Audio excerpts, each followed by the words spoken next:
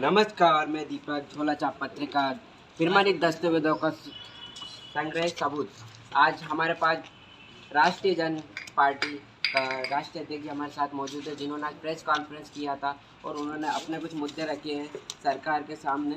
मैं उनके एक एक मुद्दे को जानना चाहूँगा, किस प्रकार से उन्होंने अपने मुद्दे रखे और उनकी पार्टी अगर सरकार में आती है तो क्या जो वादे कर रहे हैं पूरे करेंगे। हाँ, मैं दिनेश जैन, राष्ट्रीय अध्यक्ष राष्ट्रीय जनआवाज पार्टी का। मध्य प्रदेश के अंदर सरकार की वर्तमान कार्यकलापों से हम लोग बहुत बुरी तरह नाराज हैं, क्योंकि जनता को ना तो रोजगार मिल पा रहा है, ना किसानों को उनकी अच्छी कीमत मिल पा रही है, ना पढ़े लिखों को लोगों को रोजगार मिल रहा है, ना बिना पढ़े लिखे लोगों को रोजगार मिल रहा है। आपने रोजगार की बात की, कभी आपकी पार्टी में आपकी सरकार आती है तो आप कैसे इसको पूरा करेंगे। हम तीन हमारे मुख्य मुद्दे हैं। सबसे पहला मुद्दा है हम कि गांव के अंदर मनरेगा जो एक ऐसी योजना बना रखी है कांग्रेस और भाजपा ने कि लोगों को जिंदा रहने के लिए रोटी मिले वोट देने के लिए हम मनरेगा के अंदर की सहकारी समिति बना करके जो प्राकृतिक संसाधन बचे हुए हैं प्रदेश के पास में, रेत ईंट मिट्टी गिट्टी इनका उपयोग नहीं हो रहा है, उन प्राकृतिक संसाधनों का हक देंगे उन्हें। उनकी सहकारी समिति बनेगी, उन्हीं समितियों को सहकारी समितियों को डोजर, क्रेशर मशीन, ईंट भट्टे इन सब के लिए लोन मिलेगा, ताकि गाँव के लोगों को मनरेगा के माध्यम से स्थायी रोजगार मिलेगा और वो अपना विकास कर सकेंगे, अपने मकान दुकान बना सकेंगे। दूसरी हमारी योजना है औद्योगिकरण की। औद्योगिकरण की योजनाओं की हमारी 3 स्टेप है। सबसे पहले भूमि बैंक बनाना। जिला उद्योग केंद्र के ऊपर दबाव डाला जाएगा कि हर जिले में वो भूमि बैंक बनाए। मतलब ऐसा नहीं है कि उद्योग की घोषणा हो गई, सरकार ने कह दिया और बाद में लड़ाई हो रही है और कम पैसे दे रहे हैं। जिनको बेचना है सरकार भूमि बैंक के रूप में खरीद लेगी। खरीदने के बाद में वहाँ पर क्या प्रोजेक्ट लग सकता है, उस जिले में क्या संसाधन है, उस संसाधन के हिसाब से वहाँ इंफ्रास्ट्रक्चर डेवलप करेगी उस भूमि के लिए। मतलब रेल, बस, सड़क, पानी, बिजली जो भी है। उसके बाद में नंबर 3 स्टेज के ऊपर फिर इन्वेस्टर्स मीट होगी। ये फर्जी इन्वेस्टर्स मीट नहीं होगी कि बुला लिया, स्वागत कर दिया, उद्योगपति को खाना खिलाया, नाक नचनियाँ दिखाया और वो चले गए अपने घर। तो हमारी उद्योग नीति पूरी तरह से सुव्यवस्थित होगी, ताकि उद्योगपति खुद चाहेगा, दौड़ेगा कि हाँ यार ये यहाँ पे सब कुछ मिल रहा है, हमें लाभ होगा यहाँ उद्योग लगाने में, वो आएगा। दूसरा तीसरा हमारे छोटे किसानों के लिए है। छोटे किसानों की सहकारी समिति बन करके उन्हें संग्रहण के लिए, प्रोसेसिंग के लिए, विपणन के लिए लोन मिलेगा, ताकि वो सस्ते में ना बेचें अपनी फसलें, वो उपयुक्त समय आने पर या प्रोसेस करके उसको उचित रेट में बेच सके। इस तरह से मजदूर को भी रोजगार मिल जाए, किसान को भी मिल जाए, पढ़े लिखों को भी मिल जाए और प्रदेश की व्यवस्था एक सुचारू रूप से चल सके। एक प्राकृतिक संसाधनों वाला राज्य है, एक ज़्यादा पॉपुलेशन डेंसिटी भी नहीं है, पढ़े लिखे लोगों का राज्य है। यहाँ पे जो खुशहाली होनी चाहिए थी, यहाँ पे जो आर्थिक स्थितियाँ होनी चाहिए थी, यहाँ पे जो विकास के काम होने चाहिए थे, वो नहीं है। यहाँ जब जनता, आइए बाबा जी की जगह, जब जनता को राजनीतिक दल, चाहे वो पक्ष हो विपक्ष हो, सपने नहीं दिखा पाते हैं, रोजगार के योजनाएं नहीं बता पाते हैं, उज्ज्वल भविष्य नहीं बता पाते हैं, तो वो फिर क्या होता है, वो अंधविश्वास में फंसता है। तो मध्य प्रदेश इस समय अंधविश्वास के जाल में फंसा हुआ है। क्यों कि ना तो कांग्रेस और ना भाजपा, दोनों ही चुस्त नहीं है, दोनों ही रोजगार के योजनाएं नहीं दे रहे हैं जनता को, दोनों इस दिशा में काम नहीं कर रहे हैं, दोनों खुद बाबाओं के भरोसे बैठे हैं कि बाबा जी के यहाँ प्रणाम कर लें तो हमारा मुख्यमंत्री पद बन जाए, बचा रहा है। तो वो जनता को क्या दे पाएंगे।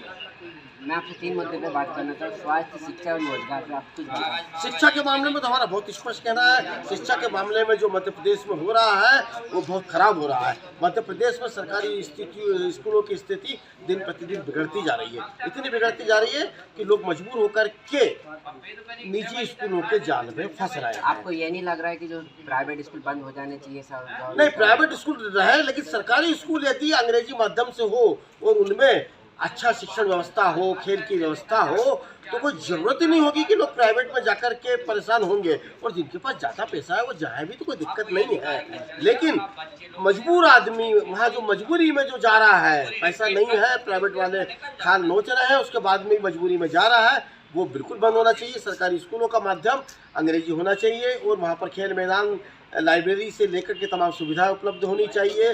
शिक्षण व्यवस्था के अंदर निरंतर उनकी ट्रेनिंग होनी चाहिए शिक्षकों की, और यदि ट्रेनिंग होकर के यदि और रेगुलरिटी के साथ में अगर शिक्षक पढ़ाएगा तो कौन बच्चा, कौन मध्यम वर्गीय, कौन गरीब आदमी अपने बच्चे को निजी स्कूलों में भेजेगा, है ना। हाँ, स्वास्थ्य की बात किया जाए, स्वास्थ्य के अंदर तो मेरा सबसे बड़ा मानना यह है, इस समय मध्य प्रदेश में जो सबसे बड़ी समस्या हो रही है वो ये हो रही है कि जब निजी हॉस्पिटलों में या निजी डॉक्टरों के पास जाता है तो आज की तारीख में वो इतनी जांचें लिख देता है कि उस जांच को देख करके मतलब एक नई बीमारी ब्लड प्रेशर की उसको हो जाती है। तो सरकार द्वारा आयुष्मान कार्ड योजना से लागू नहीं, आयुष्मान कार्ड योजना अपनी जगह अच्छी है, लेकिन हर आदमी के लिए आयुष्मान कार्ड योजना नहीं है, आसानी से बनती नहीं है। और पहली बार जब किसी बड़े हॉस्पिटल में भी जाता है आयुष्मान कार्ड लेकर के तो उससे कहा जाता है कि भैया तू पहले अपने पास से पैसा खर्च कर, जब हो जाएगा तब बिल लगेगा तब पैसा मिलेगा। तो भैया वो तुम जब पैसा नहीं है तब तो वो आयुष्मान कार्ड गरीब आदमी बनवा रहा है, तब तो वो जा रहा है, जब पैसा होता ही तो बीमारी के लिए कौन पैसा ना खर्च करता। तो आयुष्मान कार्ड की योजना अपनी जगह ठीक है, चलो बड़ी बीमारी के लिए, लेकिन छोटी मोटी जांचों के लिए हम चाहते हैं कि हर विधानसभा क्षेत्र पर एक डायग्नोस्टिक सेंटर, एक पैथोलॉजी की स्थापना ऐसे होगी जो कि बाजार दरों से, थोड़ा ध्यान रखिएगा सर, जो 20% दरों पर सामान्य आदमी की जांच करेगा, चाहे वो सीटी स्कैन हो, चाहे वो MRI हो, चाहे वो आपके एक्सरे और ये सब कुछ हो, और गरीब लोगों के लिए फ्री में, है ना, जो जिनके पास में कार्ड है गरीबी रेखा का, है ना। लेकिन और वो पैथोलॉजी और डायग्नोसिस का खर्चा जो आज 5,000, 6,000, 10,000 जो लग रहा है, और आदमी की जांच हो जाती है तो सही बीमारी का इलाज हो जाता है। डॉक्टर तो 20,000 लेता है लेकिन वो 10,000 की जांच लिख देता है। तो ये सबसे बड़ी परेशानी आप शिक्षा पे बात किया जाए, उसमें रोजगार पे, तो रोजगार पे मध्य प्रदेश आत्मनिर्भर योजना चल रही है, आप उसको क्या कहेंगे? ये सब जो है वो 10 में से 1 को देते हैं लोग, और उसके लिए चक्कर लगाते हैं। 50,000 का लोन देंगे, इतने कागज मंगवाएंगे, उस कागज लेने के लिए पहले से ही बात करना पड़ता है, यार तू बिल देना तो 10% देना पड़ेगा, 5% देना पड़ेगा। इससे रोजगार नहीं होते। रोजगार हकीकत में तब होते हैं जब आप वो व्यवस्थाएं बनाओ कि उद्योग खुल सके वास्तव में, और उद्योग वास्तव में तब खुलेंगे जब उद्योगपति को भी लगेगा यहाँ से मैं 2 पैसा कमा लूंगा, ये रॉ मटेरियल यहाँ से मिलेगा मेरे को और ये वहाँ से मार्केट मिलेगा। वो व्यवस्था कौन करेगा? अगर DIC को तो एक ही काम में रख रखा है, प्रधानमंत्री रोजगार योजना है, फाइलें लगाओ, फाइलें लगाने के बाद में हमारी रिश्वत लो, रिश्वत लेके बैंक में बढ़ाओ, फिर वो बैंक वाला नहीं दे, फिर फाइल लेता रहा। तो ये इस तरह के काम करना के लिए DIC बना है। आज प्रदेश के अंदर DIC को आपको इतनी तरह से जागृत करना पड़ेगा कि वो सर्वे करे, भूमि बैंक बनाए, उसके बाद में इंफ्रास्ट्रक्चर डेवलप करने की सरकार को लिखे, जिस विभाग का जो काम है वो इंफ्रास्ट्रक्चर डेवलप करे, उसका सुव्यवस्थित योजना बनाए। रोजगार क्यों नहीं लगेगा, व्यवसाय क्यों नहीं उद्योग लगेगा? फिर तो लोग बाग पैसा लगा करके उद्योग लगाएंगे, क्यों नहीं लगाएंगे? लेकिन क्या है कि जब आप कुछ नहीं कर रहे हो, कोई व्यवस्था नहीं दे रहा हो, तो वो उद्योग लगाने यहाँ क्यों आएगा? ये अपना लोकतांत्रिक राज्य, इसमें लोकतंत्र अपना देश है पूरा, इसमें लोकतंत्र को अधिकार क्यों मांगने पड़ते हैं? लोकतांत्रिक अधिकार तो मिलने चाहिए, और यदि कभी क्या कहीं मिलना है क्या? लोकतांत्रिक अधिकारों में मतलब आप क्या प्रश्न पूछना चाह रहे हैं? मुझे थोड़ा सा जो लोकतंत्र जो अपन को अधिकार मिले, भाई समानता का अधिकार, जैसे हाँ, समानता का अधिकार मिलना चाहिए। नहीं, अब मिल रहा है क्या सभी सरकार में? सब लोगों को एक ही नजरों से देखा जा रहा है। नहीं, ये तो प्रजातांत्रिक फॉल्ट अपने यहाँ है। क्योंकि अपने प्रजातांत्रिक फॉल्ट क्यों है? क्योंकि अपने यहाँ धन आधारित प्रजातंत्र हो गया है।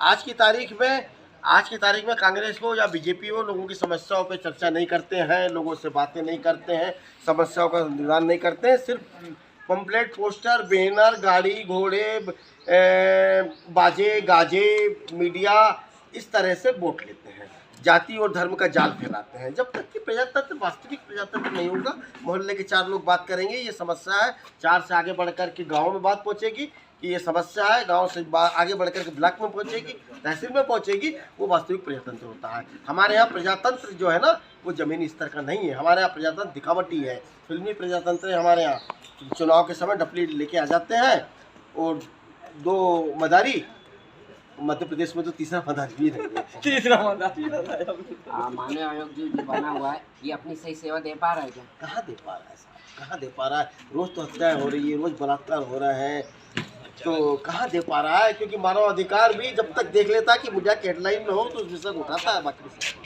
मतलब वो लोकायुक्त बन गया है। लोकायुक्त जो है वो सरकार एक स्वतंत्र अंग होता है जो कि भ्रष्टाचार की कंप्लेंट दी तो जांच करेगा। लेकिन हमारे यहाँ का लोकायुक्त ऐसा है कि आप यदि कंप्लेंट देने जाएंगे तो उसको ठंडे बस्ते में रख देगा, मुख्यमंत्री का फोन आएगा, इस इसमें जांच करनी है भैया, उसमें करेगा तो उसको लोकतंत्र कहेंगे। ये अधिकार कहाँ मिला है भाई? लोकतंत्र का अधिकार तो ये था कि मेरे को न्याय नहीं मिल रहा है, भ्रष्टाचार हो रहा है, मैंने कंप्लेंट दी है तो उस पर जांच होनी चाहिए लोकतंत्र द्वारा, लेकिन नहीं होती है। मुख्यमंत्री का फोन आएगा तो जांच होगी साहब।